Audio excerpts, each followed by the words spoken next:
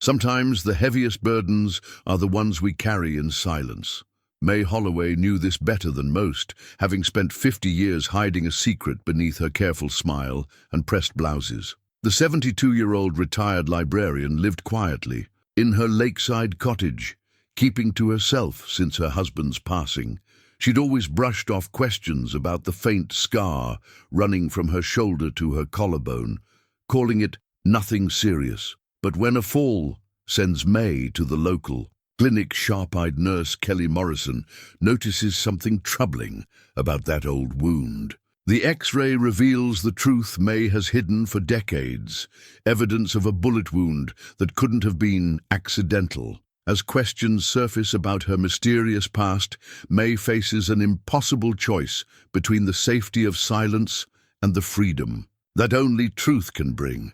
What really happened to Mae all those years ago? Before we jump back in, tell us where you're tuning in from, and if this story touches you, make sure you're subscribed because tomorrow I've saved something extra special for you. The morning light filtered through the lace curtains of Mae Holloway's kitchen window, casting delicate patterns across the worn wooden table where she sat with her tea. At 72, her hands remained steady as she lifted the china cup, the same floral pattern she and Thomas had chosen for their wedding registry 47 years ago. The gold wedding band that once graced her finger now hung from a thin chain around her neck, hidden beneath her carefully buttoned cardigan. Mae's lakeside cottage had become her world in the 20 years since Thomas passed. The modest two-bedroom home overlooked Millbrook Lake, where morning mist still clung to the water's surface like a gentle embrace. She'd learned to find peace in small rituals, the precise arrangement of her morning medications, the way she folded her newspapers after reading every line, the careful tending of her herb garden that Thomas had started but never finished. The cottage itself told the story of a life lived quietly but purposefully.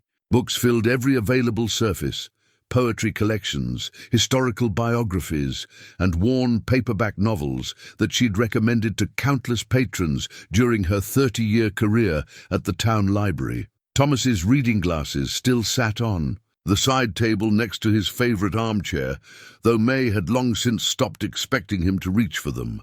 Her daily routine rarely varied. After breakfast, she would walk the gravel path down to the mailbox, nodding politely to her neighbor Helen Patterson, who always seemed to be watering her petunias at precisely the right moment for conversation. Helen was kind enough, a widow herself, who understood the particular loneliness that comes with cooking for one and talking to photographs.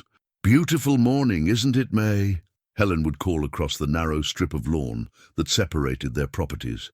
"Indeed it is," Mae would reply, her voice carrying the measured cadence of someone accustomed to speaking precisely. She'd learned long ago that fewer words meant fewer questions, and fewer questions meant fewer opportunities for the past to surface unexpectedly. At the grocery store, young David Chen always insisted on carrying her bags to the car, despite her gentle protests. That she was perfectly capable. He reminded her of the students she'd helped with research projects over the years, earnest and kind, with that particular hopefulness of youth that still believed all stories had happy endings. "Mrs. Holloway, did you find everything you needed?" "Today," David would ask, carefully arranging her groceries in the back seat of her aging Honda Civic. "Yes, dear, thank you for asking." He'd noticed, as young people often do, the way she always wore high-necked blouses or cardigans, even on the warmest summer days. Once, he'd commented that she must get awfully warm in all those layers. Mae had simply smiled and changed the subject to the weather, as she did with most personal observations. The scar had become such a part of her daily consciousness that she barely noticed the ritual anymore. The careful selection of clothing that would conceal the raised line of skin that ran from her left shoulder to her collarbone. She developed an entire wardrobe around this single consideration: scarves in summer, turtlenecks in winter, and always, always something to cover what she'd spent 5 decades pretending didn't exist. In the evenings, Mae would sit in Thomas's chair with a book, her reading glasses perched on her nose, occasionally reaching up to touch the wedding ring through the fabric of her blouse. These were the moments when her carefully constructed peace felt most fragile, when the silence of the cottage pressed against her like a weight, and she found herself listening for sounds that would never come. Thomas had never asked about the scar. In all their years together, he'd seen it, of course, impossible to hide completely from a husband, but he'd possessed the wisdom to understand that some stories waited for their own time to be told. He'd simply loved her as she was, accepting her guardedness as part of the woman he'd married, never pushing for explanations she wasn't ready to give.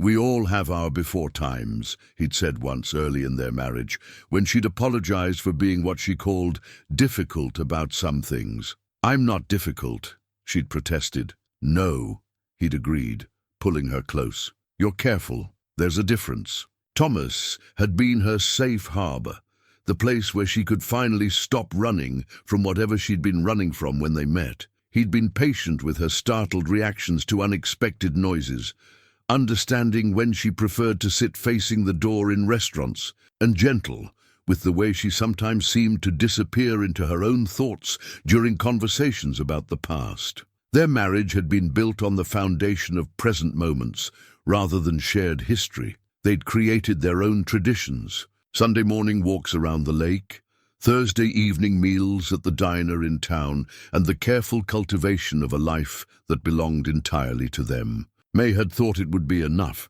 that a person could simply decide to start over and make it true through sheer force of will and daily dedication. For 27 years, it had worked.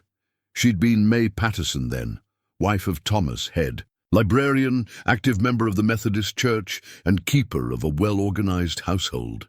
The woman she'd been before, whoever that was, had seemed as distant and insubstantial as a character from one of the novels she'd shelved at work. But then Thomas had his heart attack on a Tuesday morning while fixing the loose board on their front steps. Mae had found him when she came home from the library, still holding the hammer he'd been using, his face peaceful, as if he'd simply decided to take a brief rest. The doctor said he'd died instantly, that he wouldn't have suffered.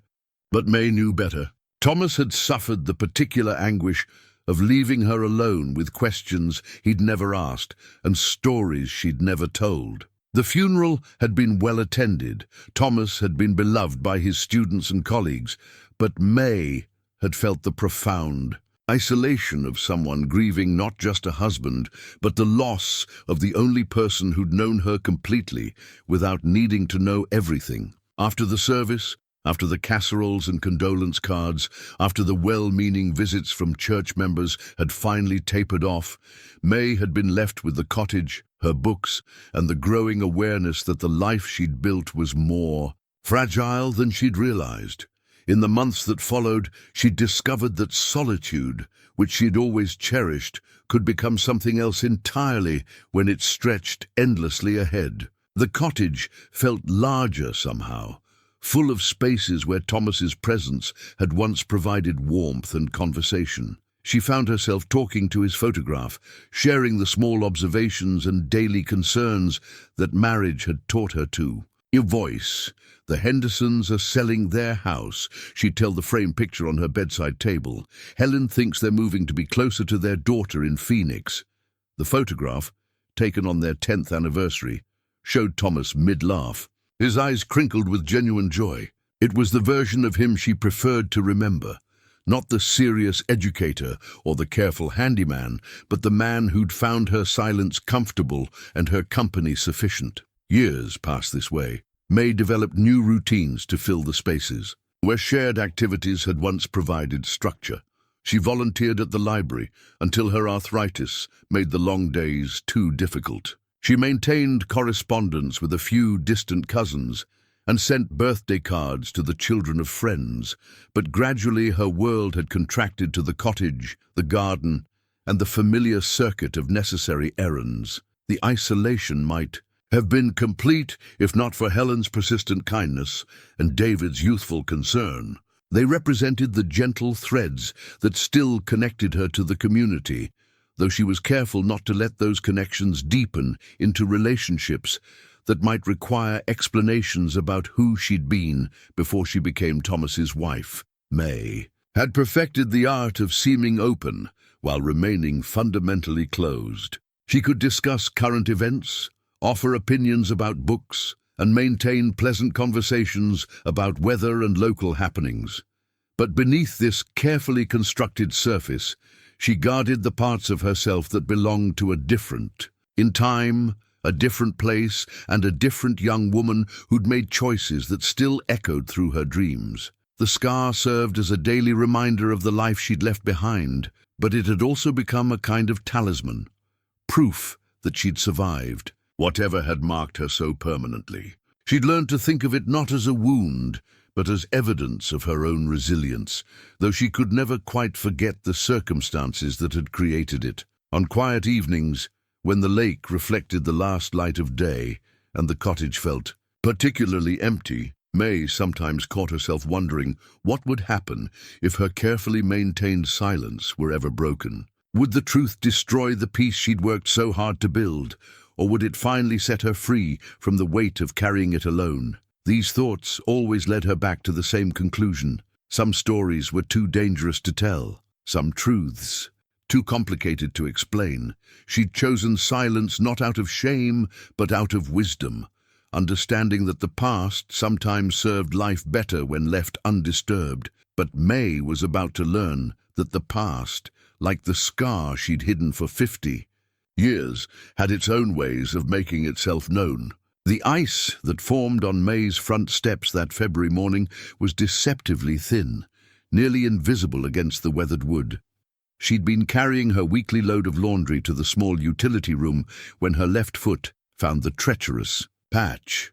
The basket flew from her arms as she fell, sending clean towels and folded blouses across the porch like scattered memories. Mae's shoulder struck the wooden railing with a sickening crack that echoed across the quiet lake. Pain shot through her left side, a familiar, unwelcome sensation that brought with it a flood of images she'd spent decades suppressing. For a moment, lying there among her scattered laundry, she was 22 again, feeling that same burning ache in the same shoulder. "Mae, oh my goodness, Mae!" Helen's voice cut through the morning air. Her neighbor had been retrieving her morning paper when she heard the crash. Mae struggled to sit up, her vision swimming slightly as she tried to assess the damage. Her shoulder throbbed with each heartbeat, and she could feel something warm seeping through her cream-colored blouse. "Don't try to move, dear. I'm calling an ambulance." Helen was already hurrying back toward her house, her slippers slapping against the frozen ground. "No," Mae called after her, though her voice came out weaker than intended. "Please, Helen, just help me to your car. I don't need an ambulance." But Helen had already disappeared through her front door, and Mae could hear her speaking urgently to someone on the phone. Mae closed her eyes and tried to focus on breathing slowly, evenly, the way Thomas had taught her during her occasional panic attacks. The cold from the wooden porch was seeping through her clothing, but it was nothing compared to the chill that came from knowing she would soon be in the hands of medical professionals who might ask questions she wasn't prepared to answer. The paramedics arrived within 10 minutes. Two young men who approached her with the kind of professional gentleness that reminded Mae uncomfortably of David at the grocery store. They were thorough in their examination, noting her vital signs and asking about pain levels and medical history with the practiced efficiency of people accustomed to emergencies. "Can you tell me what happened, Mrs. Holloway?" the taller one asked while his partner carefully examined her shoulder. "I slipped on the ice. It was foolish of me not to be more careful." "Any loss of consciousness? Dizziness? Nausea?" Mae answered their questions with the same measured precision she used for everything else, but her mind was racing ahead to the hospital, to the forms she would need to fill out, to the possibility that someone might notice things about her. Body that had remained unnoticed for 5 decades. The ride to Millbrook General Hospital was mercifully brief, though the jostling of the ambulance sent fresh waves of pain through Mae's shoulder.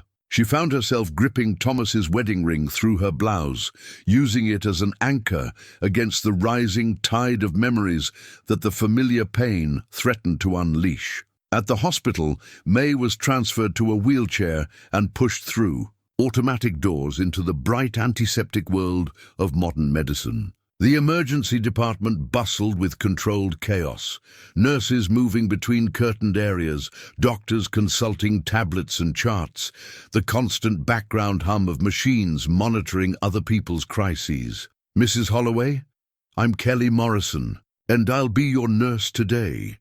The voice belonged to a woman who appeared to be in her mid-30s, with kind eyes and competent hands that helped Mae from the wheelchair onto the examination table.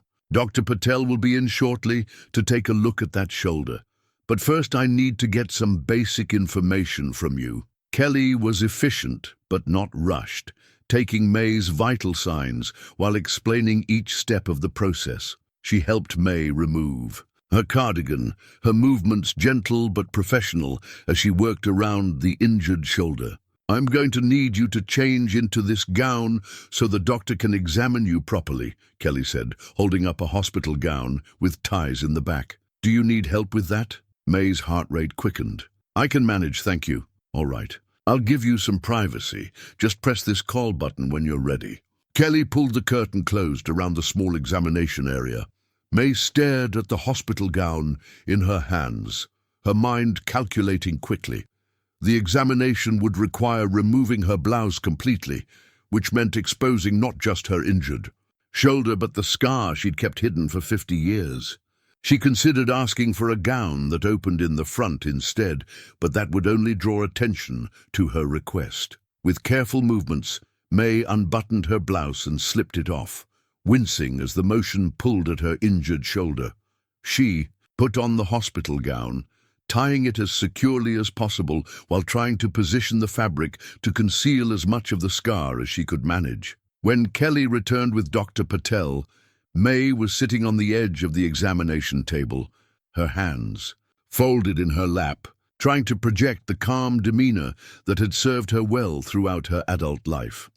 Dr. Patel was a soft-spoken man with gentle hands who explained each step of his examination. He palpated Mae's shoulder and collarbone, checking for breaks or dislocations, his fingers moving along the bones with practiced skill. "The good news is that nothing appears to be broken," he said, making notes on his tablet.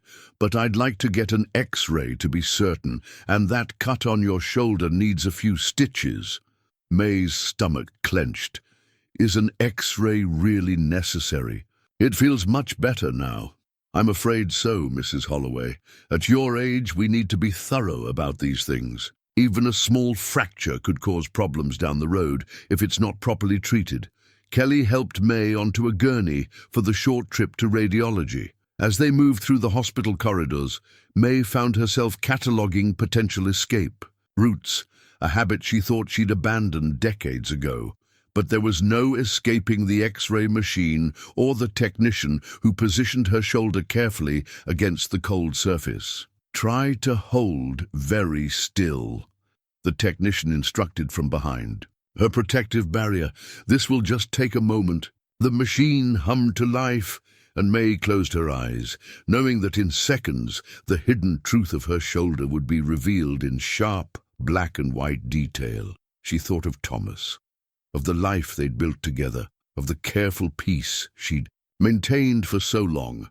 Back in the examination room, Mae waited while Dr. Patel reviewed the X-ray results. She could hear him conferring quietly with Kelly in the hallway, their voices too low to make out specific words, but their tone suggesting something more complex than a simple fall injury. When they returned, Kelly's expression had changed subtly. There was a new alertness in her eyes, a careful attention that made Mae's chest tighten with familiar anxiety. "Mrs. Holloway," Dr. Patel began, settling onto a stool beside the examination table. "The X-ray shows no fractures, which is excellent news. However, it did reveal some interesting findings that we'd like to discuss with you." Mae's hands clenched involuntarily in her lap. "What kind of findings?" "There appears to be some old trauma to this area." scarring in the soft tissue and what looks like fragments of foreign material embedded in the muscle. The pattern is consistent with a penetrating wound, possibly from a projectile of some kind. The room seemed to grow smaller around Mae. She could feel Kelly's eyes studying her face, watching for reactions, making the kind of professional assessments that experienced nurses learn to make. "I'm not sure what you mean," Mae said, though. Her voice sounded distant and unconvincing even to herself. Dr. Patel leaned forward slightly. "Mrs. Holloway, I need to ask you directly. Have you ever been shot?" The question hung in the air like a physical presence. Mae felt the weight of 50 years of silence pressing against her chest, making it difficult to breathe. She looked from Dr. Patel to Kelly, seeing in their faces the kind of professional concern that she'd hoped never to encounter again. "That's ridiculous," she finally managed. "I would certainly remember something like that." But even as she said the words, Mae knew they sounded hollow. Kelly was still watching her with those careful eyes, and Mae realized that her nurse had seen enough patients, enough injuries, enough lies and evasions to recognize the truth when it was hiding behind denials. "Mrs. Holloway," Kelly said gently, "sometimes people block out traumatic memories. It's a natural response to extreme stress. But the X-ray shows clear evidence of an old gunshot wound. The bullet appears to have fragmented, which explains why you might still experience pain or stiffness in that area." Mae's carefully constructed world began to crumble around her. The hospital room, with its bright lights and medical equipment, faded into the background as she found herself transported back to a place she'd sworn never to revisit. A place where a young woman named Mae Holloway had made choices that would echo through the rest of her life. "I need to go home," she whispered. "In just a bit," Dr. Patel said. "First, let's take care of that cut, and then we'll need to discuss some follow-up care. Those metal fragments could potentially cause problems as you age, and there may be some treatment options we should consider." As Kelly began preparing supplies to clean and stitch the fresh wound, Mae closed her eyes and tried to retreat into the safety of silence. But she could feel something fundamental shifting around her, as if the careful architecture of her adult life was beginning to reveal the cracks in its foundation. The truth, it seemed, had its own timeline, its own way of surfacing despite decades of careful burial. And Mae Holloway, who had spent 50 years perfecting the art of keeping secrets, was about to discover that some stories refused to stay hidden forever. Mae returned home from the hospital with her left arm in a sling and a prescription for pain medication she had no intention of taking. The cottage felt different somehow, smaller and less secure than it had that morning. She moved through the familiar rooms like a stranger, seeing everything through the lens of what Kelly Morrison might think if she visited, what questions Dr. Patel might ask if he knew more about her history. The medical paperwork sat on her kitchen table, a stark reminder of the morning's revelations, follow-up appointment in 2 weeks, possible consultation with an orthopedic specialist, discussion of surgical options for removing embedded metal fragments. Each line represented another opportunity for her carefully maintained privacy to be invaded. Helen knocked on the door. Around noon, carrying a casserole dish and wearing the concerned expression of someone who'd witnessed more than she'd bargained for. "How are you feeling, dear? I've been worried sick since this morning." "Much better, thank you, and thank you for calling for help." Mae accepted the casserole with her good arm, noting how Helen's eyes lingered on the sling, the visible bandage. At her collarbone, where her blouse had shifted during the fall, the paramedic seemed quite concerned. Was it more serious than it looked? Just a few stitches, nothing that won't heal. But Helen was studying her with the sharp attention of someone who'd raised 3 children and buried 1 husband, someone who'd learned to read between the lines of what people chose to share. "Mae, in all the years we've been neighbors, I've never seen you hurt yourself.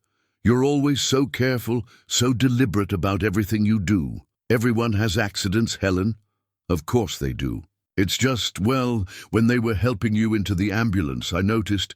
Helen paused, choosing her words carefully. I noticed that scar on your shoulder. It looked quite old, significant. Mae's blood chilled. She'd been so focused on the medical examination that she hadn't considered how much Helen might have observed during the chaos of the morning. It's nothing serious. Something from many years ago. It looked like it must have been quite serious at the time. Helen's voice carried the particular persistence of someone who'd spent decades managing a household and extracting truth from reluctant family members. Mae set the casserole down and moved toward the door, a clear signal that the conversation was ending. Thank you again for your help this morning and for the dinner. I should rest now. Helen lingered on the threshold, clearly wanting to say more. Mae, you know you can talk to me if you ever need to. We've been neighbors for 15 years. I consider you family. I appreciate that, Helen, I really do. After Helen left, Mae stood at her kitchen window watching her neighbor's house, wondering what else Helen had noticed over the years, what small observations she'd filed away. The realization that her secret might not be as well kept as she'd believed sent a familiar anxiety coursing through her chest. She spent the afternoon trying to establish normalcy, but every task felt laden with new significance. Making tea required considering how the sling might look to anyone who saw her. Reading demanded positioning herself so that the bandage remained covered. Even the simple act of watering her plants became an exercise in maintaining the facade. She'd spent decades perfecting. The phone rang just after dinner. Mae rarely received evening calls, and her first instinct was to let it go to voicemail. But something compelled her to answer. Mrs. Holloway, this is Kelly Morrison from the hospital. I hope I'm not disturbing you. Mae's grip tightened on the phone. Is something wrong with my test results? No, nothing like that. I was calling to check on how you're feeling, but also, well, I have something I'd like to discuss with you if you have a moment. The careful tone in Kelly's voice suggested this wasn't a routine follow-up call. Mae settled into Thomas's chair, pulling a throw blanket over her legs with her good arm. What is it? Mrs. Holloway, I've been a nurse for 12 years, and I've seen a lot of different injuries. The x-ray from this morning, it's been on my mind all day. Mae said nothing, hoping silence would discourage whatever direction this conversation was heading. The pattern of metal fragments, the way the tissue healed around them, it's very distinctive. And combined with the location of the wound and the apparent trajectory. I don't know what you're suggesting.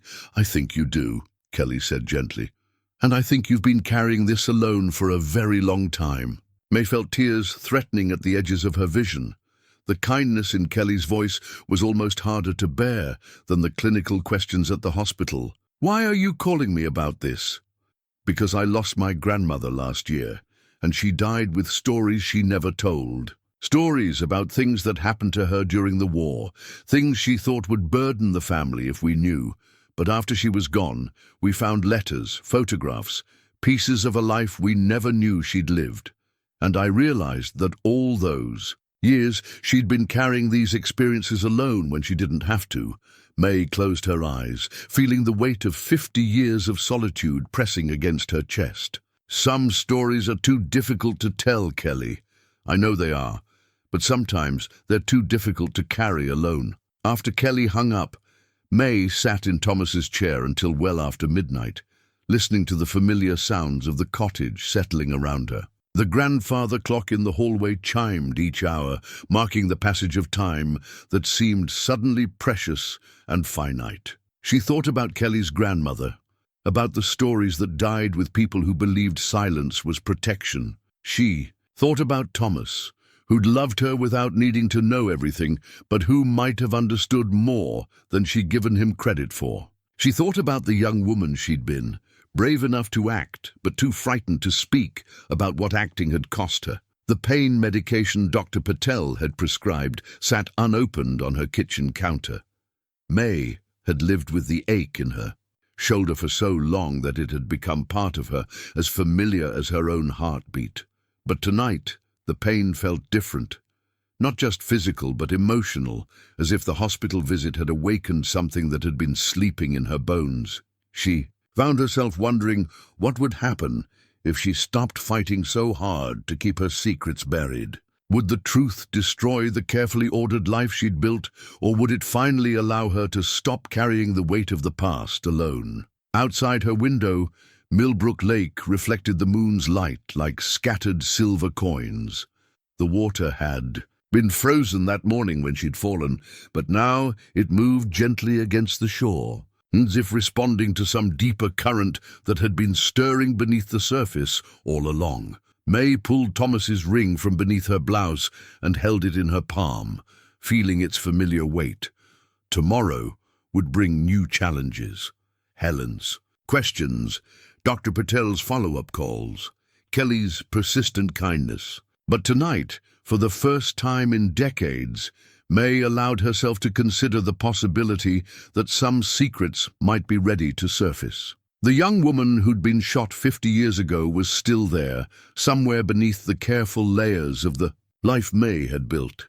And perhaps it was time to find out what she had to say. The next morning brought an unexpected visitor. Mae was washing her breakfast dishes one-handed when she saw a young black woman walking up her gravel driveway, moving with the purposeful stride of someone on a mission. She appeared to be in her late 20s, professionally dressed despite the early hour, carrying a leather messenger bag and what looked like a recording device. Mae's chest tightened. She recognized the type. A journalist, most likely. Though how word of yesterday's hospital visit could have reached the media so quickly was beyond her understanding. She considered not answering the door, but the woman had clearly seen her through the kitchen window. The knock was polite but persistent. Mae dried her hands and walked slowly to the front door, still wearing her sling, acutely aware of how vulnerable she must appear. "Mrs. Holloway, my name is Jasmine Washington. I'm a graduate student at the university, working on my thesis about the civil rights movement in this region. I was wondering if I could speak with you for a few minutes." Mae kept the storm door latched between them. "I'm afraid you have the wrong person. I don't know anything about that topic." Jasmine smiled, and there was something familiar in her expression that Mae couldn't quite place. "Actually, I think I might have the right person. I've been researching the Freedom Summer of 1964, particularly focusing on local volunteers who worked with voter registration efforts. Your name came up in some documents I found at the Historical Society." Mae's hand moved instinctively to her throat, where Thomas's ring lay hidden beneath her high-necked blouse. "That's impossible. There must be some mistake. The records show a Mae Holloway who volunteered with the Student Nonviolent Coordinating Committee that summer. She would have been about 22 at the time, the same age you would have been, according to public records." The morning air felt suddenly thick and difficult to breathe. Mae gripped the doorframe with her good hand, trying to steady herself against the flood of memories that Jasmine's words threatened to unleash. "I'm sorry, but I can't help you. I was never involved in anything like that." But even as she spoke, Mae could see that Jasmine wasn't convinced. The young woman was studying her with the same careful attention Kelly had shown at the hospital, looking for the truth that lived beneath the surface of carefully chosen words. "Mrs. Holloway, I understand this might be a difficult topic to discuss, but the work you did was important. The courage you showed—" "You're mistaken," Mae said firmly, beginning to close the door. "Good day. I know about the shooting." Mae's hand froze on the door handle. The words hung in the air between them like a challenge, impossible to ignore or deflect. "I don't know what you're talking about." Jasmine opened her messenger bag and withdrew a manila folder. "I found the incident report filed with the county sheriff's office. August 15th, 1964. A young woman named Mae Holloway was treated at the Colored Hospital in Jackson for a gunshot wound to the shoulder. The report says she claimed it was a hunting accident, but the attending physician noted that the trajectory and powder burns were inconsistent with that explanation." Mae felt the world tilting around her. She thought those records were lost, buried in bureaucratic archives that no one would ever think to search. The idea that her carefully hidden past was documented somewhere, available to anyone persistent enough to look, made her knees feel weak. Even if such records existed, it wouldn't concern me. Mrs. Holloway, please. I'm not trying to cause you trouble. I'm trying to understand what happened to the volunteers who came to Mississippi that summer. So many of them just disappeared from the historical record after the violence escalated. Their stories were never told. Jasmine's voice carried a note of pleading that reminded Mae uncomfortably of her younger self, the determination of someone who believed that truth mattered more than comfort, that some stories needed to be told regardless of the cost. Why does this matter to you? Because my great-grandmother was there too. She was one of the local people who helped the volunteers, who opened her home to voter registration meetings despite the danger. She died when I was 10, but she used to tell me stories about that summer, about the young people who came from up north to help and what happened to them. Mae's resistance wavered slightly. There was something in Jasmine's earnestness that reminded her of the person she'd once been, before fear had taught her that silence was safer than truth. What was your great-grandmother's name? Ruby Washington. She lived on Elm Street in Jackson, ran a boarding house for teachers and students. The name hit Mae like a physical blow. Ruby Washington, the woman who'd bandaged her shoulder that terrible night, who'd hidden her in the back room of her boarding house while the mob searched the streets, who'd probably saved her life by knowing which doctor could be trusted to treat a gunshot wound without asking too many questions. I can see that you remember her, Jasmine said quietly. She talked about a young white girl who got hurt trying to help. She said that girl was braver than she knew, but that the fear afterward was harder to survive than the bullet. Mae felt tears threatening at the edges of her vision. Ruby Washington. How many years had it been since she'd allowed herself to remember that kind face, those gentle hands that had cleaned her wound and whispered reassurances while the world burned outside? Your great-grandmother was a remarkable woman. She was, and she never forgot the people who stood with her that summer, even when it cost them everything. Mae looked at Jasmine, really looked at her for the first time. She could see Ruby in the young woman's eyes, the same intelligent kindness that had made Mae feel safe in that boarding house 50 years ago. I'm not ready to talk about this, Mae said finally. I'm not sure I'll ever be ready. I understand. But if you change your mind, I'd be honored to listen. And Mrs. Holloway, what you did mattered. What happened to you mattered. Even if you never talk about it, even if the story dies with you, it mattered. After Jasmine left, Mae sat in Thomas's chair and allowed herself to remember Ruby Washington for the first time in decades. The memory came flooding back with startling clarity. The boarding house that smelled of cornbread and coffee, the way Ruby had hummed gospel songs while cleaning Mae's wound, the sound of her voice saying, "Child, you're going to be fine. This pain you're carrying, it won't last forever." But Ruby had been wrong about that. The pain had lasted. It had followed Mae through college, through her marriage, through 30 years of working in a library, surrounded by books full of other people's stories, while keeping her own locked away. Now Ruby's great-granddaughter was asking her to remember, to speak, to allow that long-ago summer to matter in ways Mae had spent decades trying to forget. The question that haunted her as she sat surrounded by the quiet comfort of her cottage was simple but profound. What did she owe to the young woman she'd been, and to the people who'd risked everything to help her? Mae spent the following days in a state of restless uncertainty. The encounter with Jasmine had cracked something open inside her. A door she'd welded shut decades ago was now letting in unwelcome light.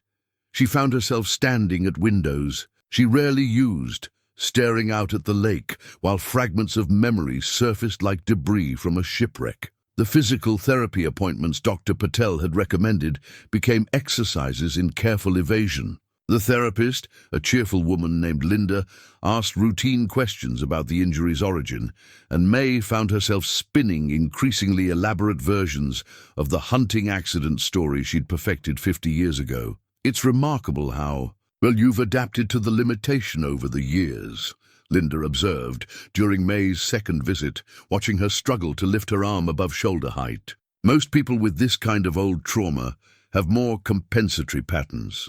Mae concentrated on the prescribed movements, trying not to think about the real ways she'd adapted. The decades of careful posture, strategic clothing choices, and the constant awareness of her body's vulnerabilities. "I've always been resilient," she replied, which wasn't entirely untrue. But resilience, Mae was discovering, had its own cost. The energy she'd spent maintaining her careful silence was exhausting in ways she was only beginning to understand. Sleep came fitfully now, interrupted by dreams she'd successfully suppressed for decades. In one recurring dream, she was back in Ruby Washington's boarding house. But this time, Thomas was there too, sitting in the corner reading while Ruby bandaged Mae's shoulder. Dream Thomas would look up from his book and say, "Why didn't you tell me about this, Mae? I would have understood." She'd wake from these dreams with tears on her cheeks and Thomas's ring clutched in her hand, wondering if her husband really would have understood, or if her secrets had deprived them both of a deeper intimacy. Helen's visits became more frequent and pointed. She would arrive with small offerings, soup, fresh bread, garden vegetables, but her eyes would search Mae's, faced with the persistence of someone who'd spent decades reading between the lines of what people chose to reveal. "You seem different since your fall," Helen observed during one afternoon visit, settling into Mae's kitchen with tea and the comfortable authority of long friendship. "More distant, if that's possible." Mae managed to smile. "I'm just tired. Healing takes energy. Physical healing, yes, but sometimes there are other kinds of healing that take even more." The comment hung in the air with the weight of invitation, but Mae let it pass unanswered. Helen was kind, but she was also part of the life Mae had built as Thomas's wife, part of the careful community that knew her only as the quiet librarian, who kept to herself. The idea of revealing her buried history to Helen felt like asking someone to accept that their neighbor had actually been a completely different person for 2 decades. On Thursday, David from the grocery store made an unexpected appearance at her door. Mae rarely had visitors, and the sight of the young man standing on her porch with a bag of groceries filled her with both gratitude and anxiety. "Mrs. Holloway, I hope you don't mind. When you didn't come in for your usual shopping, I got worried. Mom always says to check on people when their routines change." Mae accepted the groceries with her good arm, noting David's careful attention to her sling and the way his eyes lingered on her face as if assessing her well-being. "That was very thoughtful, David. How much do I owe you?" "Nothing. Consider it a get-well gift." He paused at the threshold, clearly wanting to say something more. "Mrs. Holloway, can I ask you something?" Mae's pulse quickened, but she nodded. "My grandfather always said that the older generation had stories we needed to hear. Important stories about what life was like before we were born. He used to get frustrated when his friends wouldn't talk about their experiences in the war or during the Depression." Mae felt a familiar tightness in her chest. "Every generation has its challenges, David." "Yeah, but some generations had to be heroes, whether they wanted to or not.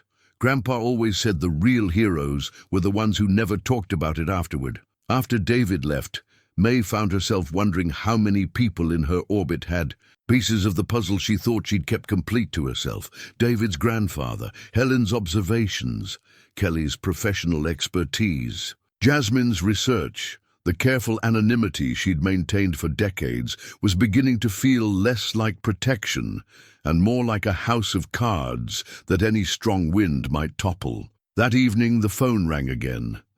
Mae recognized Kelly's voice. "Immediately, Mrs. Holloway, I hope I'm not overstepping, but I wanted to let you know that I did some research on trauma counseling resources in the area. Sometimes when old injuries resurface, it can bring up emotional responses that people aren't prepared for." Mae settled into Thomas's chair, pulling the throw blanket over her legs. "I don't need counseling, Kelly. Maybe not. But I want you to know that there are people trained to help with the kind of emotional aftermath that can come with acknowledging old trauma. professional people who understand about confidentiality and respect. The word acknowledge struck Mae like a small lightning bolt. It suggested that Kelly understood the difference between what had happened to Mae and Mae's willingness to accept what had happened to her. "Why are you doing this?" Mae asked. "Why do you care what happened to a stranger 50 years ago?" Kelly was quiet for a moment. "Because I've seen what carrying secrets alone does to people. I've watched patients deteriorate not from their injuries, but from the isolation that comes with feeling like they can't talk about how they got injured. And because," Kelly paused, "because I think you've been alone with this for long enough." After the call ended, Mae sat in the growing darkness of her living room, surrounded by the familiar objects that defined her current life. Thomas's books, her carefully tended plants, the photographs of their quiet marriage that lined the mantelpiece. But now these objects felt different, less like anchors and more like props in a performance she'd been giving for decades. The question that kept returning was whether she was protecting this life or hiding from a more authentic version of herself. Outside her window, Millbrook Lake reflected the lights from the houses along its shore. Each light represented a family, a collection of stories, a decision about what to remember and what to let go. Mae wondered how many of those lights illuminated people wrestling with their own buried truths, their own careful silences. For 50 years, she'd believed that forgetting was a form of strength. But sitting alone in Thomas's chair, surrounded by the life she'd built on the foundation of that forgetting, Mae began to wonder if remembering might be braver still. The manila envelope arrived on a Tuesday, slipped through Mae's mail slot while she was tending her herb garden. She found it when she came inside for lunch, thick, cream-colored paper with her name written in careful script across the front. No return address, but Mae recognized Jasmine's handwriting from the business card she'd left behind. Inside were photocopies of documents Mae hadn't seen in 50 years. Her own handwriting stared back at her from a volunteer application form. Younger, more confident strokes spelling out Mae Elizabeth Holloway, age 22, Bryn Mawr College, history major. There was a photograph she'd forgotten existed, herself standing with a group of volunteers outside what must have been the SNCC office in Jackson, her face bright with the particular optimism of someone who believed that courage alone could change the world. The girl in the photograph looked impossibly young to Mae now, her hair pulled back in a neat ponytail, wearing a simple cotton dress that spoke of middle-class comfort and naive expectations. She'd had no idea when that picture was taken how much would be asked of her before the summer ended. Mae set the documents on her kitchen table and stared at them for a long time, as if they were artifacts from an archaeological dig, rather than pieces of her own life. Jasmine had included a handwritten note on university letterhead. "Mrs. Holloway, I thought you might want to see these. The Historical Society has been working to preserve records from Freedom Summer, making sure the stories don't get lost. Your story's part of something larger, part of a movement that changed everything, even when it cost the people involved more than anyone should have to pay.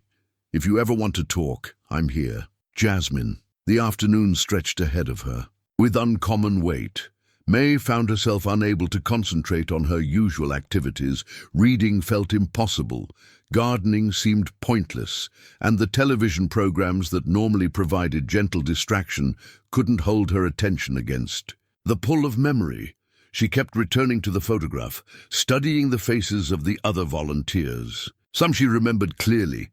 Bobby Chen from Berkeley, whose parents had been in internment camps during the war, and Sarah Matthews from Vassar, whose grandfather had been a conductor on the Underground Railroad. Others were hazier, blurred by time and the particular forgetting that trauma sometimes requires, but one face stopped her cold. Standing next to her in the photograph, his hand resting lightly on her shoulder, was Marcus Williams. Even in the faded black-and-white image, his smile was luminous, the kind of expression that suggested someone who found joy in the possibility of justice, who believed that change was not only necessary, but inevitable. Mae hadn't allowed herself to think about Marcus in decades. The pain of losing him, not to death, which would have been terrible but comprehensible, but to the kind of fear that made love impossible, had been too great to revisit. But now, looking at his face in the photograph, she felt the full weight of what she'd buried along with the memory of that summer. Marcus had been a senior at Tougaloo College, a philosophy major who quoted James Baldwin and Langston Hughes with equal facility, who could make Mae laugh even when the work they were doing felt impossibly dangerous. He'd been the one to teach her how to canvass for voter registration, how to read the subtle signs that indicated which houses might be safe and which ones posed threats. The key, he'd told her during her first week in Jackson, is to remember that fear and courage aren't opposites, they're dance partners. The trick is learning to let courage lead. Mae had fallen in love with his mind first, then his voice, then the way he moved through the world with a combination of determination and joy that she'd never encountered before. Their relationship had developed against the backdrop of mounting tension. The disappearance of 3 workers in Philadelphia, Mississippi, the bombing of churches, the escalating violence that made every day feel like borrowed time. The evening, Mae was shot. She'd been returning from a voter registration meeting in a neighborhood everyone had warned her not to visit alone. Marcus had wanted to accompany her, but they'd agreed that a mixed-race couple would draw even more dangerous attention than a lone white volunteer. "I'll be fine," Mae had insisted. "It's just Mrs. Johnson's house. She's been asking for help, getting her registration papers in order." "Be careful," Marcus had said, kissing her forehead in the gentle way that had become their private goodbye. "Come back to me in one piece." But Mae hadn't come back in one piece. She'd come back bleeding, traumatized and terrified in ways that made continued participation in the movement impossible. More devastating than the physical injury was the realization that her presence, her white face in black neighborhoods, made everyone around her less safe, not more. The decision to leave Mississippi had torn her apart, but staying would have been selfish. Marcus had understood this intellectually, but Mae could see the heartbreak in his eyes when she told him she was going home to Philadelphia. "I'll write," she'd promised. "No," Marcus had said quietly. "A clean break is better, for both of us." He'd been right, of course. Mae had started college again that fall, throwing herself into her studies with the desperate energy of someone trying to outrun memory. She'd changed her major from history to library science, something safer, more predictable, less likely to require her to think deeply about the ways societies change or fail to change. By the time she met Thomas 5 years later, Mae had perfected the art of living as if that summer had never happened. Thomas was safe, a man who dealt in literature and lesson plans rather than social justice, who loved her for the calm competence she'd developed rather than the passionate idealism she'd abandoned. Now, sitting in her kitchen with the documents spread before her, Mae wondered what would have happened if she'd been braver. Not braver that night in Jackson. She'd been brave enough then, but braver afterward. Brave enough to heal rather than hide, brave enough to let Marcus love her through the trauma, brave enough to believe that the work they'd been doing mattered more than her fear. The phone rang, interrupting her reverie. Mae glanced at the caller ID and felt her stomach clench. It was a local number she didn't recognize, but something about its timing felt ominous. "Mrs. Holloway?" The voice was elderly, gravelly with age, but sharp with purpose. "This is Frank. Morrison, I believe you met my daughter Kelly at the hospital." Mae's grip tightened on the phone. "Yes, I remember Kelly.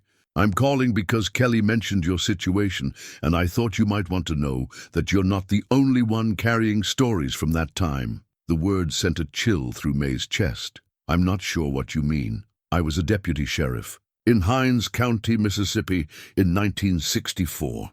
I remember the night they brought you to Ruby Washington's place. I remember the report we filed, and I remember the conversation we had about whether you'd be safer leaving town or staying to testify." Mae felt the room spinning around her. Deputy Morrison.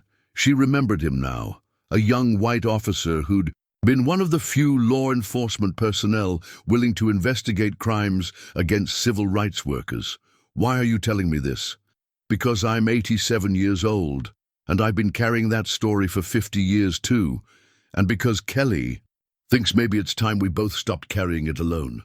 Frank Morrison arrived at Mae's cottage the next afternoon, moving slowly but steadily up the gravel path with the aid of a walking stick. He was tall and lean, with white hair and eyes that held the particular sharpness of someone who'd spent decades observing human nature in its worst and best moments. Mae watched him approach from her kitchen window, her heart hammering against her ribs. She'd spent the night wrestling with memories she'd kept buried for 50 years, and now this man, this witness to the worst night of her life, was coming to her door. Part of her wanted to pretend she wasn't home, to let him knock on an empty house and eventually give up and leave. But a larger part, a part she barely recognized as belonging to herself, was desperate to finally talk to someone. "Who'd been there?" "Mrs. Holloway," Frank said when she opened the door.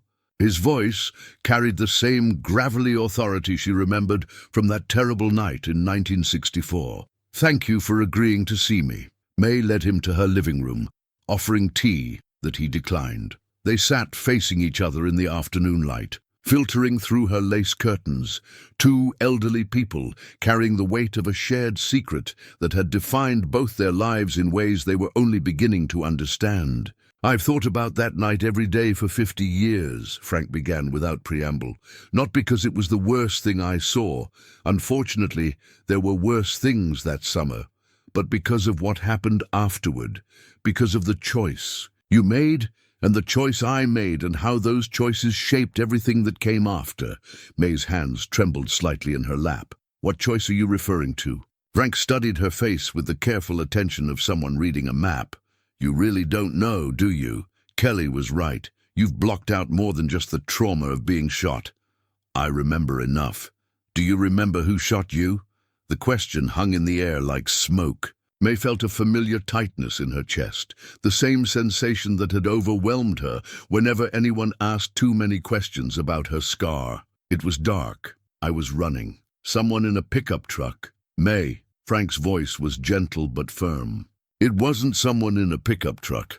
Mae stared at him, feeling the foundation of her carefully constructed memory beginning to shift. For 50 years, she'd told herself the same story.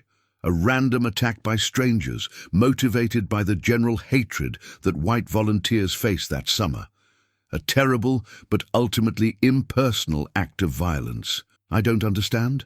Frank reached into his jacket pocket and withdrew a manila folder, similar to the one Jasmine had sent but thicker. "I kept copies of everything from that night. The incident report, witness statements, photographs of the scene. I told myself it was standard procedure, but really, I kept them because I knew someday this conversation would happen." He opened the folder and withdrew a black and white photograph that Mae recognized with a shock of vertigo. It was the exterior of Ruby Washington's boarding house, taken from the street. Yellow police tape was visible across the front porch, and Mae could see her own blood on the wooden steps where Frank had found her. "You were shot by someone you knew, Mae. Someone who knew exactly where to find you that night." Mae's vision began to tunnel. "That's impossible. You'd been staying at the boarding house for 6 weeks. Your routine was predictable. Voter registration. During the day, education meetings in the evening, usually back to Ruby's by 9 o'clock. But that night, you were coming from the Johnson house on the other side of town, taking a route you'd never used before." Frank withdrew another document from the folder. "Yet somehow, your shooter was waiting for you on Elm Street, positioned exactly where you'd have to pass to reach the boarding house. That's not random, Mae. That's someone who knew your destination." Mae felt nauseous. The story she'd told herself for 50 years, the random violence of strangers motivated by racial hatred, was crumbling around her. "Who?" she whispered. Frank's expression grew grave. "Robert Henley, 24 years old, worked at his father's hardware store downtown, local boy, born and raised in Jackson." The name meant nothing to Mae. which somehow made Frank's revelation even more disturbing. "I don't know anyone by that name." "No, but he knew you.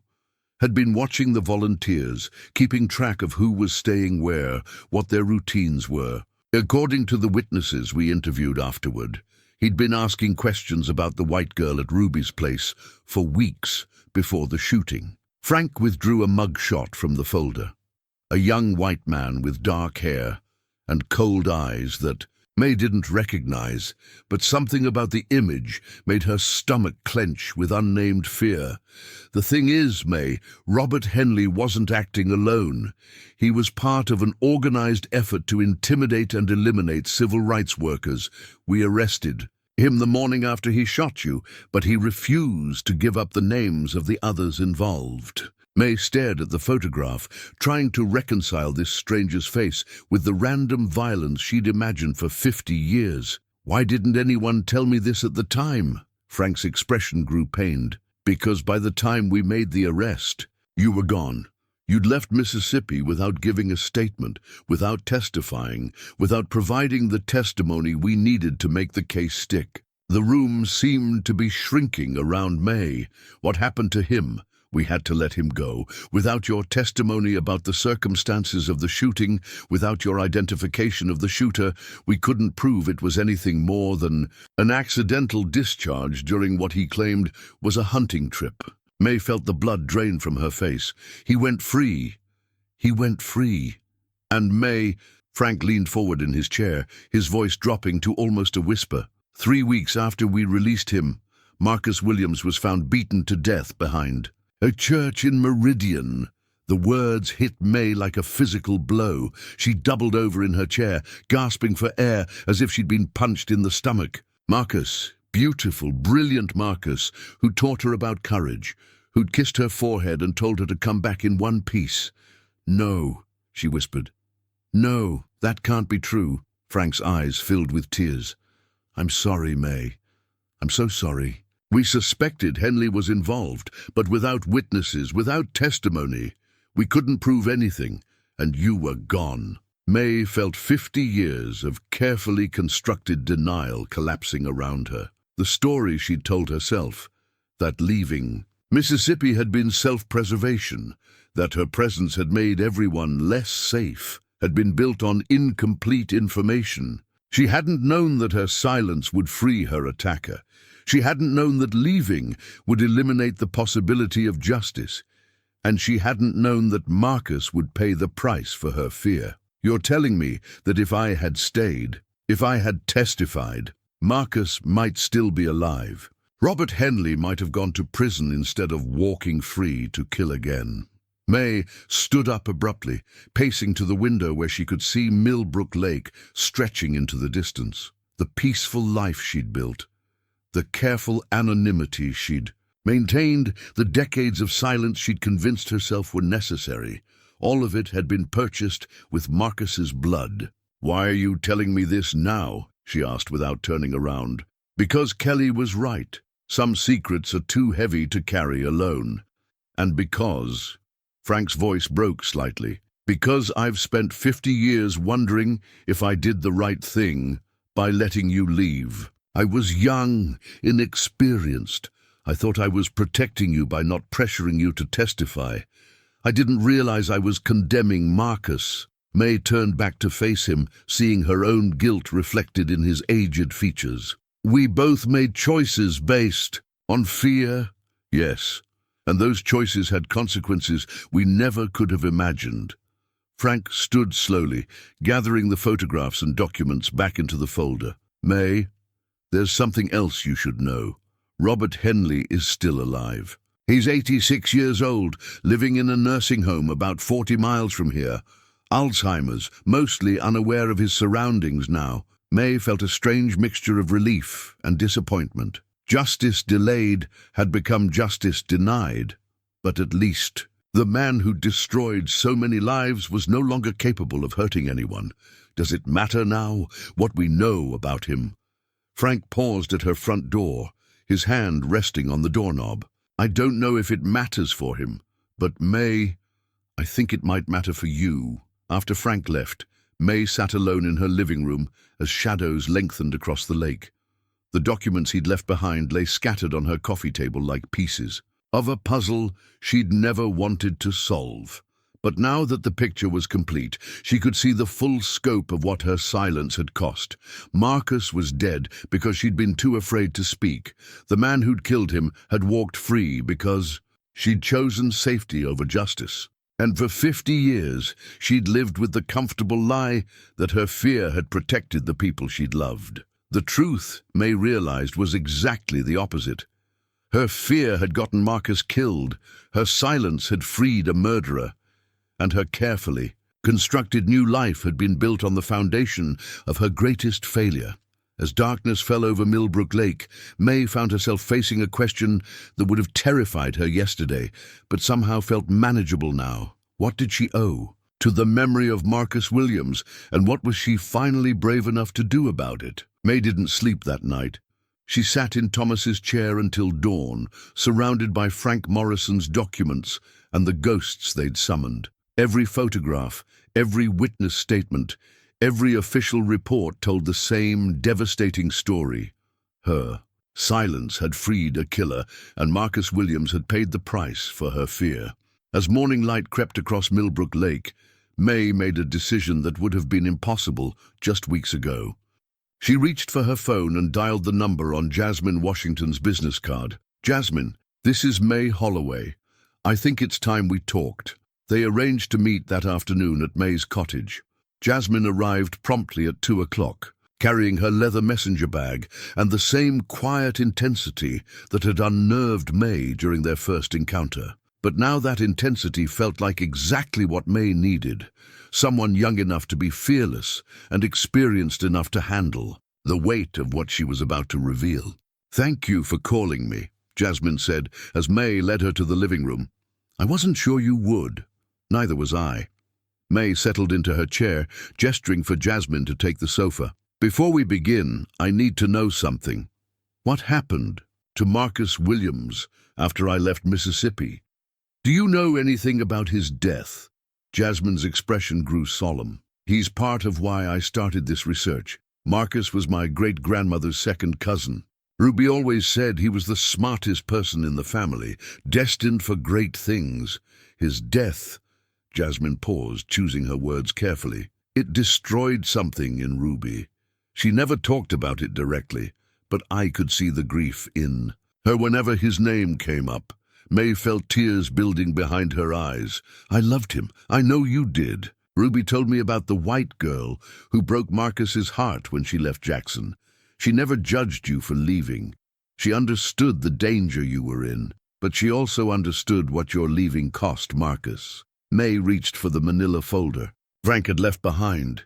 "There's more to the story than you know, more than Ruby knew too." For the next 2 hours, Mae told Jasmine everything. She started with her arrival in Jackson that summer, bright-eyed and naive, believing that courage and good intentions could overcome generations of hatred and systemic oppression. She described meeting Marcus, falling in love with his mind and his vision of what America could become.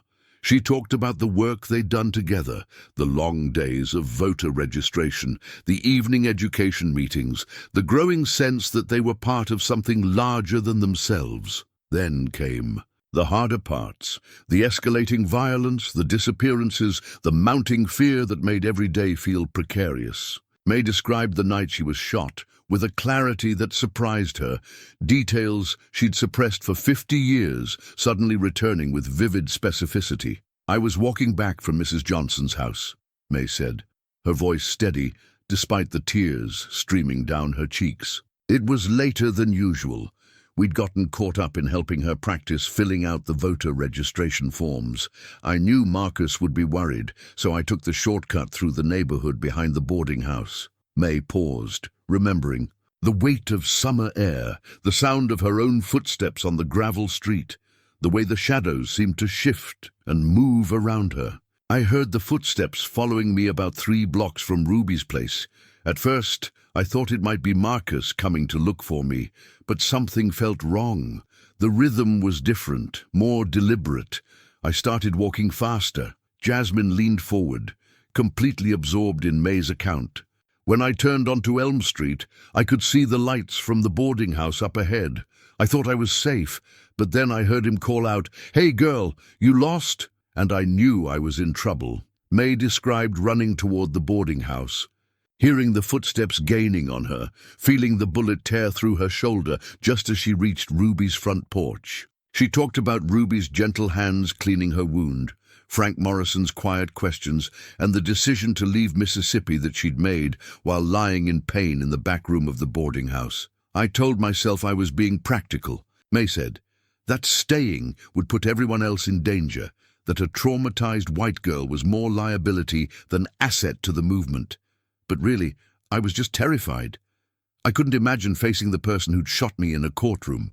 I couldn't. Imagine staying in a place where someone had tried to kill me. She showed Jasmine the documents Frank had brought, the arrest report, the witness statements, the photograph of Robert Henley that still made her stomach clench with unnamed fear. If I had stayed, if I had testified, Marcus might still be alive. Jasmine was quiet for a long moment, processing the weight of Mae's confession. You couldn't have known what would happen. You were 22 years old, traumatized, operating on pure survival instinct. That doesn't change the consequences of my choice. No, Jasmine agreed. It doesn't. But Mae, what you're telling me, it's not just your story. It's part of a larger pattern of how the justice system failed civil rights workers. Your individual decision was shaped by institutional failures that were much bigger than anything one person could control. Mae felt a spark of something she hadn't experienced in decades. Not absolution exactly, but perhaps the beginning of understanding that her guilt, while real, was not the entire story. What would you like to do with this information? Jasmine asked gently. Mae had been thinking about this question since Frank's visit. I want to make sure Marcus's story is told. His real story, not just that he died, but who he was, what he believed, what he was trying to accomplish. I want people to know that his death wasn't random violence, but the targeted elimination of someone who was making a real difference. That's something we can definitely do. But Mae, Jasmine hesitated.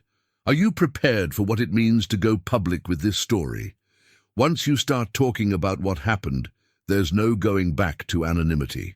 Mae looked around her living room, at Thomas's books, at the photographs of their quiet marriage, at the life she'd built on the foundation of silence. For 50 years, this cottage had been her sanctuary, a place where the young woman who'd loved Marcus Williams couldn't reach her. But now that woman felt less like a threat and more like someone whose story deserved to be heard. I'm 72 years old, Mae said. I've spent more years hiding from my past than I spent creating it. Maybe it's time to stop running. Over the next several days, Mae found herself thinking differently about everything in her life. The cottage felt less like a sanctuary and more like a launching point. The lake outside her window looked less like a boundary and more like an invitation to venture beyond familiar shores. Even her daily routines, the careful rituals that had structured her solitude for 2 decades, began to feel like preparation for something larger. She called Kelly Morrison to thank her for introducing her to Frank, and to ask if Kelly knew any good trauma counselors in the area. I'm proud of you for considering that, Kelly said. It takes real courage to seek help in processing old wounds. I'm learning that I used to be braver than I thought, Mae replied. Maybe I can be brave again. She also called Helen, who arrived within the hour with tea and the expectant attention of someone who'd been waiting patiently for this conversation for 15 years. I have something to tell you, Mae began. Something about who I was before I became Thomas's wife. Helen settled into her chair with the satisfied expression of someone whose intuition was finally being validated. I've been wondering about that for a long time, dear. Take your time. I'm not going anywhere. As Mae began to speak, she realized that each telling made the story less painful and more powerful. The shame that had kept her silent for 50 years was gradually being replaced by something she barely recognized, a sense of purpose that felt familiar but long dormant. That evening, Mae sat at her kitchen table with a legal pad and began writing. Not the carefully neutral prose she'd perfected as a librarian, but the kind of raw, honest testimony that demands to be heard. She wrote about Marcus, his laugh, his dreams, his unshakable belief that love was stronger than hatred. She wrote about Ruby Washington's kindness, Frank Morrison's dedication, and the volunteers who'd risked everything for the simple principle that all people deserved equal rights. But mostly, she wrote about fear, how it had saved her life and destroyed her spirit, how it had protected her safety while costing her soul, how it had kept her alive to tell this story 50 years too late. As she wrote, Mae felt something shifting inside her chest.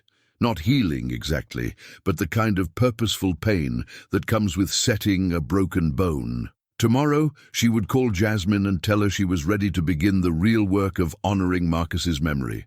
Tomorrow, she would start the process of transforming her decades of silence into testimony that might finally serve justice. But tonight, for the first time in 50 years, Mae Holloway was allowing herself to remember not just the trauma of that summer, but the love that had made the trauma worthwhile.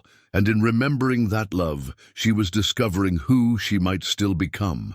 The interview was scheduled for a Tuesday morning in early April.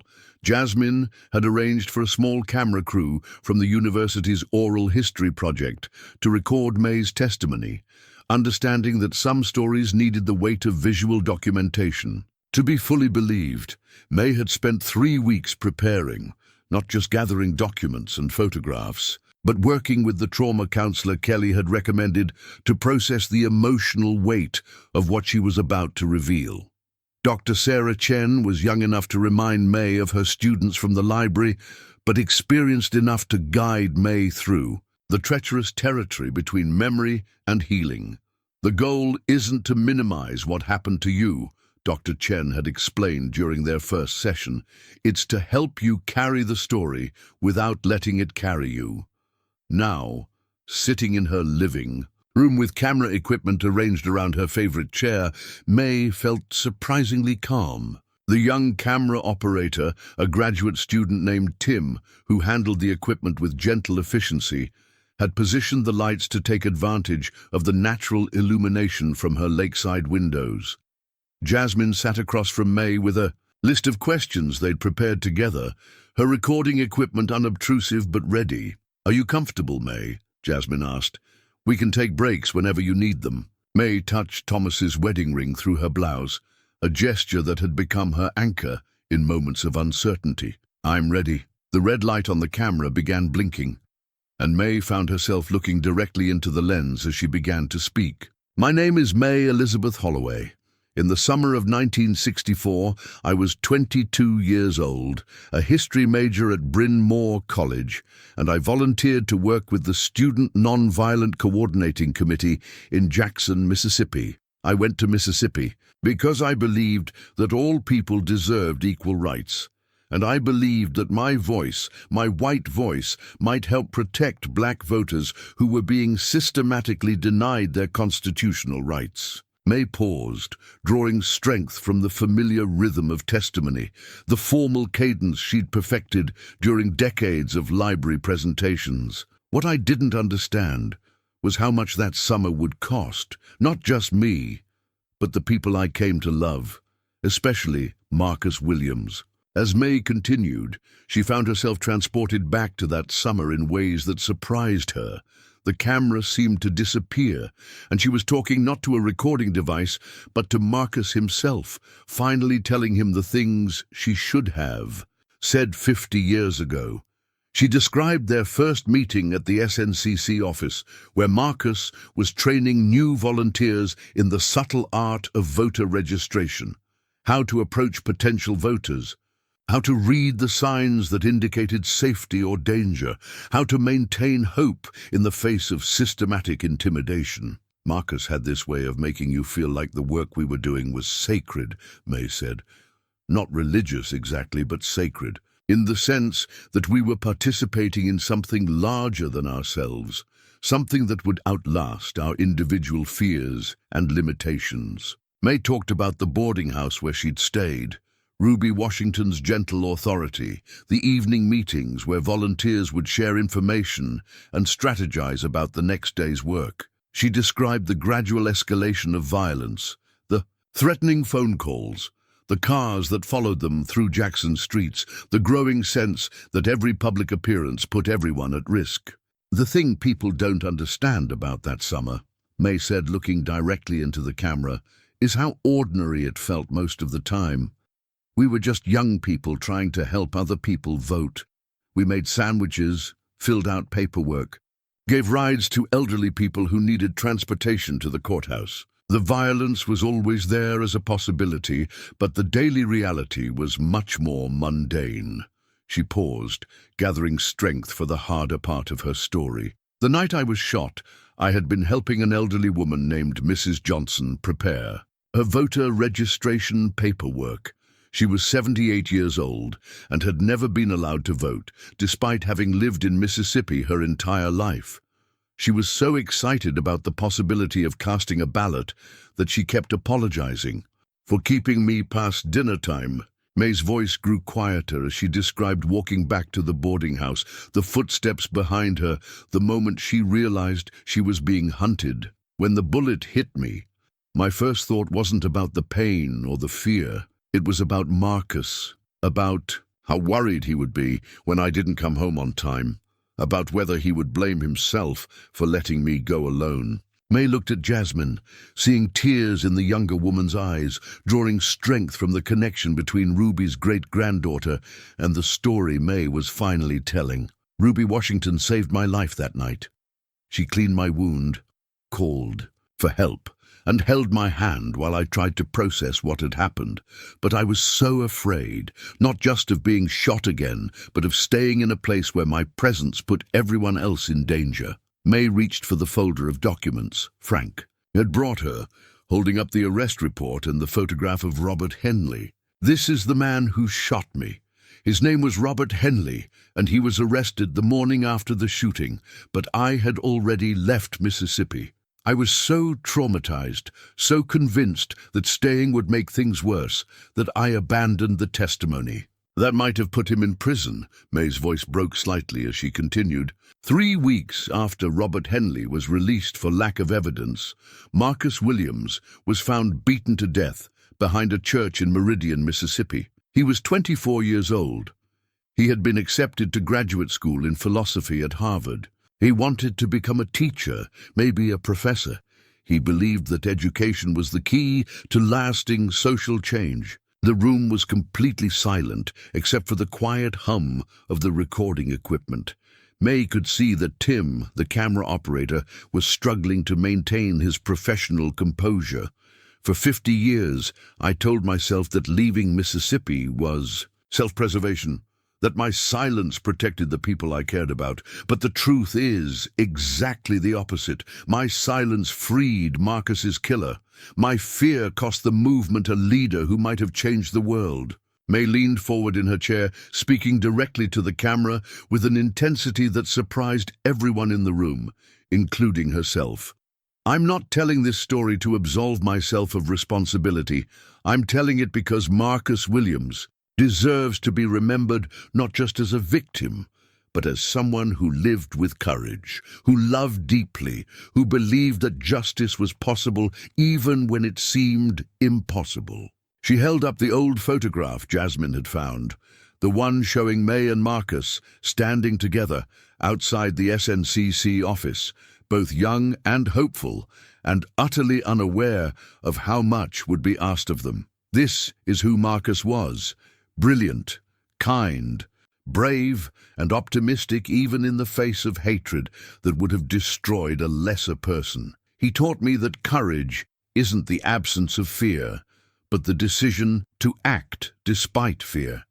It took me 50 years to understand what he meant, but I understand it now. Mae set down the photograph and looked directly into the camera lens, her voice steady, with the kind of certainty that comes only after decades of doubt. If you're watching this, if you're young and wondering whether your voice matters, whether Your actions can make a difference. I want you to know that they can. But I also want you to know that courage requires more than one moment of bravery. It requires the willingness to keep speaking truth, even when silence would be easier, even when the cost of speaking seems too high to bear. Mae paused the interview to collect herself, accepting the glass of water Jasmine offered. The weight of what she'd just revealed hung in the air like incense, heavy, sacred, transformative. When she resumed speaking, her voice carried a different quality, not the careful precision of someone protecting secrets, but the clear authority of someone finally telling the truth. "There's something else I need to say," Mae continued, settling back into her chair. "Something about the cost of silence that goes beyond individual guilt or responsibility." She gestured toward the window, where Millbrook Lake reflected the afternoon sky like a mirror.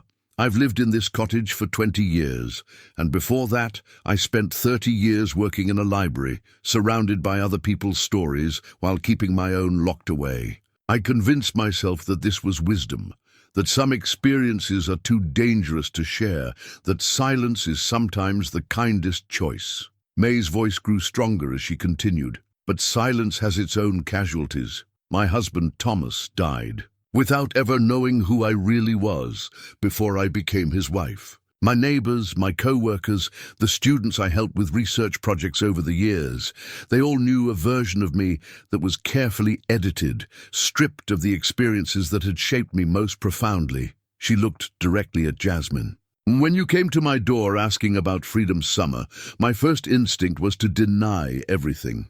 Not because I was ashamed of the work we'd done, but because acknowledging that work would have required acknowledging everything that came after." Mae reached for another document from Frank's folder, a newspaper clipping about Marcus's death that she'd never seen before Jasmine's research brought it to light. Marcus Williams was found beaten to death on September 12th, 1964. The newspaper article is 3 paragraphs long, buried on page 6 of the local section. It describes him as a local college student, with no mention of his civil rights work, no acknowledgement of why he might have been targeted, no investigation into the connection between his murder and the escalating violence against activists. That summer, Mae's hands trembled slightly as she held the clipping up to the camera. "This is what silence looks like.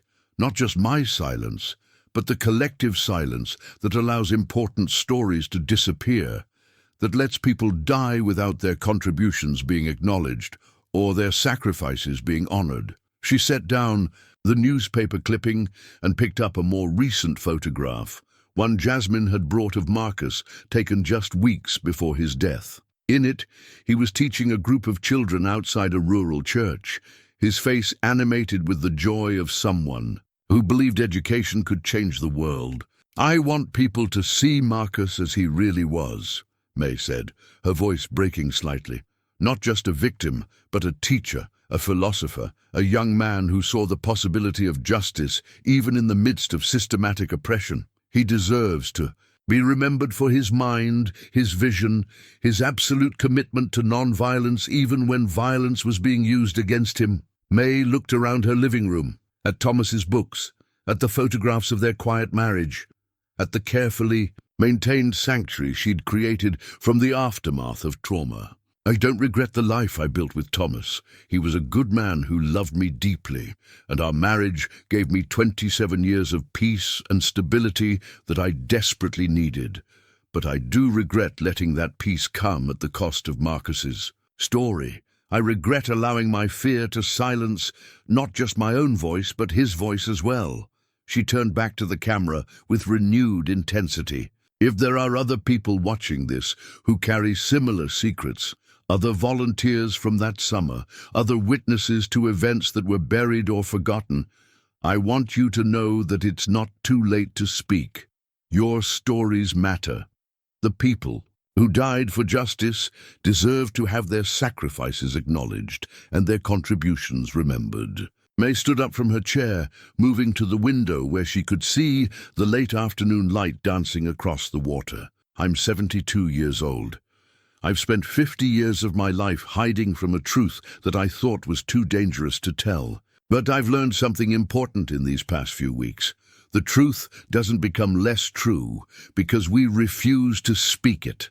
It just becomes more powerful, more insistent, more necessary. She returned to her chair, facing the camera with the composure of someone who had finally found her voice. Marcus Williams was murdered because he believed that all people deserved equal rights, and he was willing to risk his life to make that belief a reality. Robert Henley, the man who shot me and who was almost certainly involved in Marcus's death, walked free because I was too afraid to testify against him. Mae's voice grew quiet but firm. I can't bring Marcus back.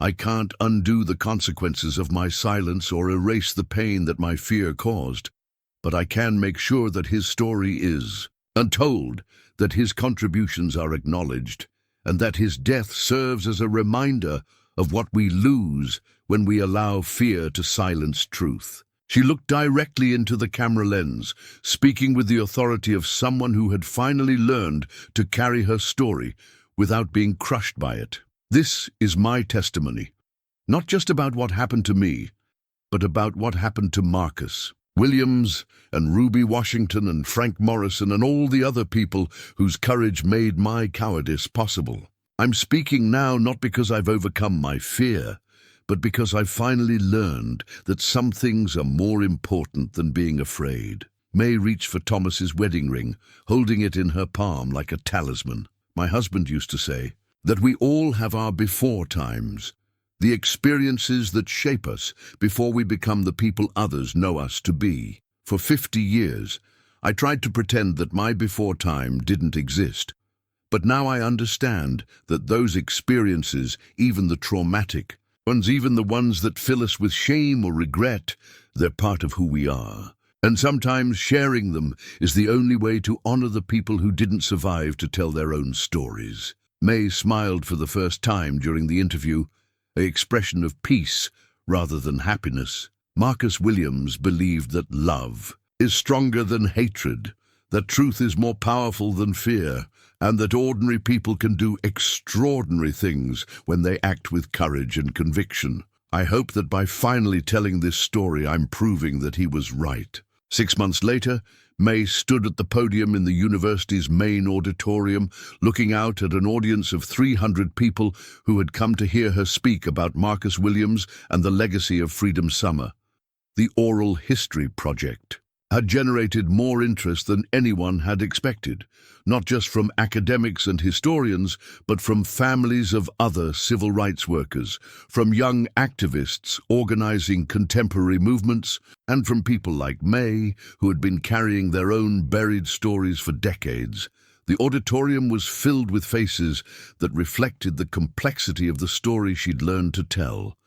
In the front row sat Kelly Morrison and her father Frank, now 88 and using a wheelchair but still sharp-eyed and attentive. Helen Patterson had driven down from Millbrook with several other neighbors, all of whom had discovered new dimensions to the woman they thought they'd known for years. Near the middle of the auditorium, Mae could see David Chen from the grocery store, accompanied by his grandfather, the elderly man who had served in World War II and always talked about the importance of hearing stories from previous generations. David caught Mae's eye and nodded, his expression conveying both pride and understanding. But it was the group seated in the second row that moved Mae most deeply. Jasmine Washington sat with 5 other people, all descendants of civil rights, workers who had been inspired by Mae's testimony to research their own family histories. They represented the living connections between past and present, the proof that stories told honestly could bridge generations and heal old wounds. When I first sat down with Jasmine Washington 6 months ago, Mae began, her voice carrying easily through the auditorium sound system, I thought I was simply helping a graduate student with her research. I had no idea that I was beginning the most important conversation of my life. Mae had learned to speak publicly about her experience without being overwhelmed by it. The trauma counseling had helped, but more importantly, she'd discovered that sharing the story repeatedly had transformed it from a source of shame into a tool for connection and healing. I spent 50 years believing that silence was protection, that keeping my experiences buried would keep me safe and prevent further harm to the people I cared about. But I've learned that some silences cause more damage than speaking ever could. She gestured toward a large photograph displayed on the screen behind her, the image of herself and Marcus outside the SNCC office, both young and hopeful and unaware of how much would be asked of them. Marcus Williams was 24 when he was murdered for the crime of believing that all people deserved equal rights. He was a philosophy major who wanted to become a teacher. He quoted James Baldwin and Langston Hughes with equal facility. He could make you laugh even when the work we were doing felt impossibly dangerous. And for 50 years, his story was buried along with my fear. Mae paused, looking directly at the audience with the confidence that had grown from months of speaking. Truth instead of hiding from it. But stories have their own power, their own insistence on being told. Marcus's story refused to stay buried, just as the stories of countless other civil rights workers continue to surface decades later, demanding acknowledgement and honor. She clicked a remote control, and the screen behind her filled with photographs. Jasmine had collected during her expanded research images of Marcus teaching Sunday school, working with voter registration drives, studying in the library at Tougaloo College. This is who Marcus was. Not just a victim of violence, but a young man who lived with purpose, who loved deeply, who believed that education and non-violence could overcome generations of hatred and oppression. Mae's voice grew stronger as she continued. In the month since my interview was released, I've heard from dozens of people who knew Marcus, who worked with him, who were inspired by his commitment to justice. I've learned that his influence extended far beyond that terrible summer of 1964, that the work he did and the example he set continued to shape the movement long after his death. She clicked the remote again, and the screen showed a more recent photograph, a group of high school students in Jackson, Mississippi, standing in front of a newly installed historical marker commemorating Marcus Williams and other civil rights workers who had died in the struggle for voting rights. Last month, thanks to the efforts of local historians and activists, the city of Jackson installed this marker near the church where Marcus was found. It lists not just his death, but his life, his education, his teaching, his vision of what America could become. Mae felt tears building behind her eyes, but they were tears of gratitude rather than grief. For the first time in 50 years, Marcus Williams is being remembered not as an unnamed victim, but as the remarkable person he actually was. She looked out at the audience, seeing faces that reflected engagement, emotion, and understanding. I'm not telling you this story because I want absolution for the choices I made 50 years ago. I'm telling it because I want you to understand the power of speaking truth, even when that truth is difficult or complicated or painful. Mae clicked the remote one final time, and the screen showed a photograph of herself taken just the week before, standing beside Marcus's memorial marker, placing flowers at its base. I will carry the weight of my silence for the rest of my life. I will always wonder what might have been different if I had been braver in 1964. But I've learned that the question isn't whether we can change the past. It's whether we can honor it by living more courageously in the present. Mae stepped out from behind the podium, moving closer to the audience, with the ease of someone who had finally learned to carry her story without being crushed by it. If you're sitting in this auditorium, carrying your own buried stories, your own secrets that you think are too dangerous or painful to share, I want you to know that silence doesn't protect the people we love. It isolates them, and it isolates us. Her voice carried the gentle authority of someone speaking from hard-won wisdom. The work of justice, the work of healing, the work of building a more equitable world, it requires us to speak truth, even when speaking is frightening. It requires us to honor the people who came before us by refusing to let their sacrifices be forgotten. Mae returned to the podium, looking out at the audience with profound gratitude. Marcus Williams taught me that courage isn't the absence of fear. It's the decision to act despite fear. It took me 50 years to fully understand that lesson, but I understand it now. And I hope that by sharing his story, by finally speaking the truth about that summer and its aftermath, I'm honoring not just his memory, but his vision of what we owe each other. Mae smiled, the same expression of peace rather than happiness. That had marked the end of her first interview. Thank you for listening. Thank you for caring about stories that might have been lost. And thank you for proving that Marcus Williams was right, that truth is more powerful than fear, that love is stronger than hatred, and that ordinary people can do extraordinary things when they choose courage over comfort. As the audience rose in sustained applause, Mae felt something she hadn't experienced in decades, the profound satisfaction of having finally spoken words that needed to be heard. The young woman who had fallen in love with Marcus Williams in the summer of 1964 was still there, somewhere beneath the layers of fear and silence. And for the first time in 50 years, Mae Holloway was allowing her to speak. Outside the auditorium windows, the late afternoon sun painted the university campus in golden light, and Mae could see students walking between classes, carrying books and conversations, living their own stories, with the unconscious confidence of people who believed the future was theirs to shape. She thought of Marcus, of his absolute faith in the possibility of change, of his certainty that education and truth-telling could overcome even the deepest prejudices, and she realized that by finally honoring his memory with her voice, she had discovered who she was, always meant to become. Not someone hiding from her past, but someone transformed by it, someone finally brave enough to let love be stronger than fear.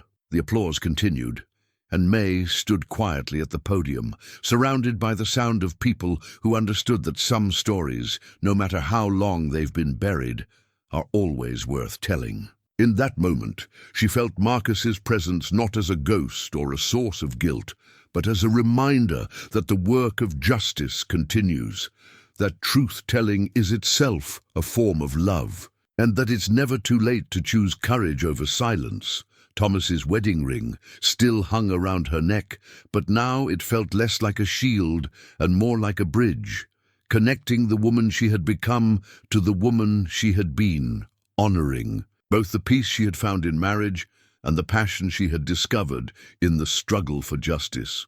Mae Holloway had finally learned to carry all of her story, and in doing so, she had discovered that the truth, however difficult, really could set her free.